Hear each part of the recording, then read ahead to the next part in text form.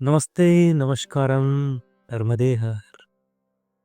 तो ये हमारी 12 मेडिटेशन टेक्निक की सीरीज चल रही है और आज इसका ये तीसरा एपिसोड है जिसके अंदर हम ट्रांसेंडेंटल मेडिटेशन के बारे में बात करने जा रहे हैं। पहले दो मेडिटेशन जो थे वो थे माइंडफुलनेस मेडिटेशन और दूसरा जो था वो था loving kindness meditation. Mindfulness meditation जो है उसमें हमें अपनी सांसों पर ध्यान करना था। उसके बाद में लविंग काइंडनेस मेडिटेशन जिसके अंदर हमें अपने अंदर एक प्रेम भाव जगाना था, जो कि पूरा मेडिटेशन भावना के ऊपर निर्भर करता है और इस भावना को हम अपने से जोड़ के धीरे धीरे बाहर की तरफ इसे फैलाना शुरू करते हैं अपने लव वन डियर वंस के पास, फिर नॉर्मल ह्यूमन बीइंग के पास में जिनसे हमें कोई एक्सपेक्टेशन नहीं है, उसके बाद में हमारी एनिमीज़ या वो लोग जिनसे हम नफ़रत करते हैं या किसी प्रकार का हमारे मन में उनको लेके द्वेष आ गया है। और आज जो हम बात करने जा रहे हैं वो है ट्रांसेंडेंटल मेडिटेशन की।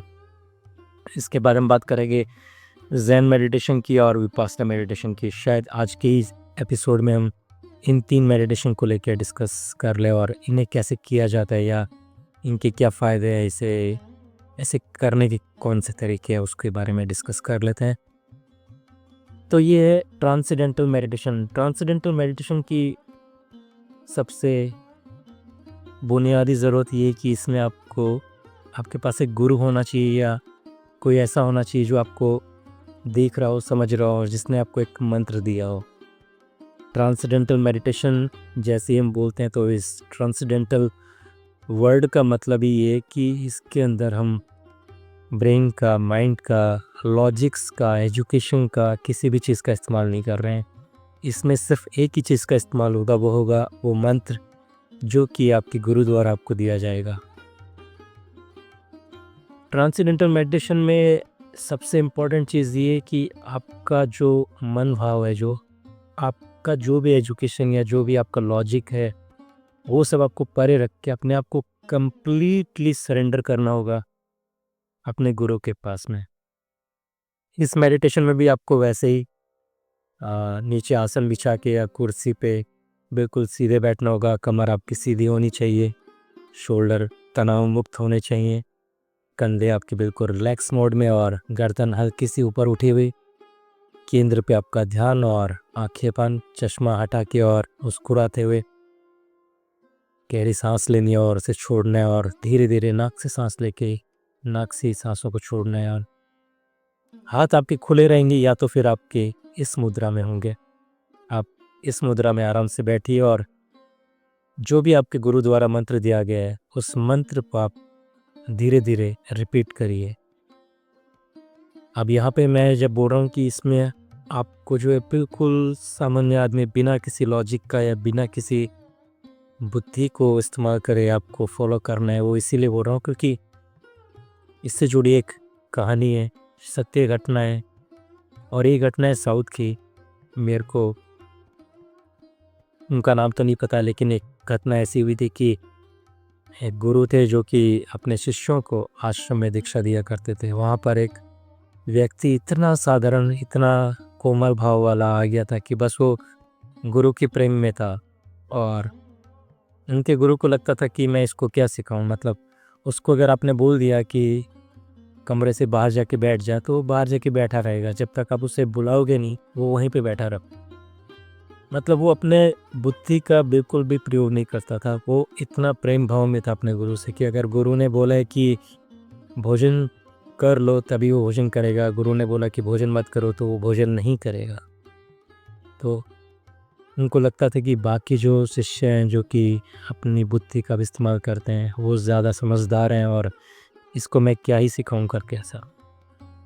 एक दिन ऐसा ही हुआ कि गुरु को पास वाले गांव से बुलावा आया था और ये शिष्य गुरु के साथ में गया। गुरु ने बोला कि कोई भी नहीं है तो चल तू मेरे वस्त्र लेके चल, मैं नदी पे स्नान करूँगा तो मेरे वस्त्र लेके वापस आएगा। ये गुरु ने मन में सोचा और उसको लेके गया। फिर नदी में अपने वस्त्र को पकड़ाए और फिर नदी में स्नान करने लगे। गुरु को डूबता देख उसने सारे वस्त्र मिट्टी में रख के और दौड़ के गुरु के पास गया। तभी गुरु ने बोला कि पागल, मेरे वस्त्र मिट्टी में क्यों रख के आ गया है। तो वो वापस गया और फिर गुरुजी जब आए तो उन्होंने वस्त्र पहने और कहा कि तूने मेरे वस्त्र गंदे कर दिए तो मैं तेरे को अब साथ में नहीं लेके जा रहा हूँ। तो वो इतना कोमल था, इतना सरल भाव का था। उसने पूछा कि तो गुरुजी मैं क्या करूँ? तो उन्होंने कहा कि तू यहीं पे बैठ जा और इस पत्थर पे राम राम लिखते रहे। तो उसने बोला ठीक है, और ये बोल के गुरुजी आगे के गांव में अपने कार्यक्रम में चले गए। लौट कर जब वो वापस आश्रम आए और रात्रि में जब उन्होंने देखा कि आश्रम में वो नज़र नहीं आ रहे हैं, तो उन्होंने पूछा कि अरे कहीं वो वहीं पे तो नहीं रह गए जहाँ पे मैंने उसे पत्थर पे राम राम लिखने को कहा था। तो गुरुजी अपने 2-3 शिष्यों के साथ में जब वहाँ पहुँचे तो वो अभी भी पत्थर पे राम राम लिख रहा था, और जिस चौक से वो लिख रहा था वो चौक अब जो है घिस के ख़त्म हो चुका था, और अब वो अपनी उंगली से राम राम लिखे जा रहा था, और उसकी उंगली भी अब घिस चुकी थी और उसमें से खून बह रहा था। और उसके बाद में गुरुजी ने उससे माफ़ी मांगी और उन्हें आशीर्वाद दिया, और उसके बाद में उस शिष्य ने बहुत सारी कविताएं और कहानियाँ लिखी जो कि आज भी दक्षिण में कई घरों में वो पुस्तकें आज भी बिकती हैं, बटती हैं। कहने का तात्पर्य ये है कि आपको गुरु जो भी मंत्र देगा उस मंत्र का कोई अर्थ निकल रहा है या नहीं निकल रहा है, आपको वो भी नहीं देखना है।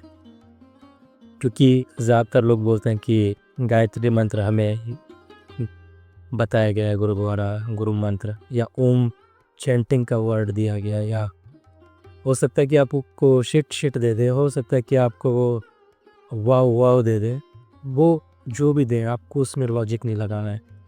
और जब आप इस भाव से उससे कनेक्ट होंगे ना, तब आप उस मंत्र का जब इस मेडिटेशन में, ट्रांसेंडेंटल मेडिटेशन में कर रहे होंगे, आपको उस मंत्र को सांसों के साथ लेना है और उस मंत्र का जप कंटिन्यू करना है।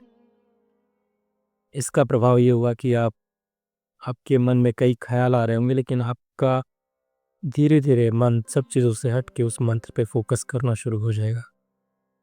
और एक वक्त ऐसा आएगा कि आप और मंत्र एक ही हो जाएंगे, या फिर मंत्र आपके मुंह से धीरे धीरे बोलना छूट जाएगा और आप धीरे धीरे उस मंत्र में इतना खो जाएंगे कि अब वो मंत्र मानसिक जप में परिवर्तित हो जाएगा, और धीरे धीरे आप वर्तमान में बहुत आनंदित हो जाएंगे। ट्रांसेंडेंटल मेडिटेशन एक्चुअली वर्क करता है गुरु के अंडर में ही। जिस तरह से आपको वो ऑब्ज़र्व करते हैं और जिस तरह से आपको वो अपनी ऊर्जाएं उठाना सिखाते हैं, या आपको बाकी सब चीज़ों से हटा के उस मंत्र पे केंद्रित कराते हैं। हो सकता है कि गुरु भी कुछ प्रैक्टिस कर रहे हो और वो ये देख रहे हो कि आप सिर्फ फ़ोन से कनेक्ट हो, ये सैटेलाइट वाला वर्किंग सिस्टम मैं खुद समझ लूँगा। इस तरह से आपको मंत्र पे कनेक्ट कराते हैं और फिर आपकी ऊर्जा को खुद के माध्यम से उस परमात्मा की ऊर्जा से कनेक्ट कर देते हैं। तो ये था ट्रांसेंडेंटल मेडिटेशन। इसे भी आप दिन में 2 बार करें या 1 बार करें, लेकिन 20 मिनट के लिए करें। साथ में जब आप इस मेडिटेशन को जब ख़त्म कर रहे हैं उस मोमेंट पे आपको धीरे धीरे, वैसे तो आपका मंत्र जाप बंद ही हो चुका होगा, लेकिन फिर भी आप फिर से उस मंत्र को थोड़ा सा रिपीट करें और फिर उसे धीरे धीरे छोड़ दें। 1-2 मिनट के लिए शांत बैठें और ऑब्ज़र्व करें अपने आजू बाजू की होने वाली गतिविधियों को, और धीरे धीरे करके आप फिर अपनी आँखों को खोलें।